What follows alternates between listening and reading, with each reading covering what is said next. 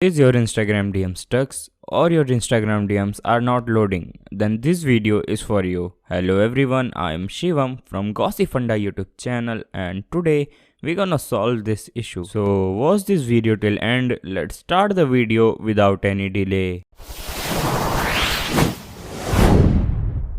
So if your Instagram DMs are not working, then first thing first, check whether your Instagram is hacked or not. Although this is an Instagram bug, but check for safety. To check this, you can simply go to settings, tap on security, go to login activity and check if there is unusual activity or not. If not, then secondly check for updates because Instagram Messenger is inbuilt feature of Instagram. So if you update your Instagram, Messenger automatically get updated. This problem might be due to poor internet connection. So check for internet connection too. For next method, open profile, tap on settings, select account, select browser setting, tap on clear browsing data.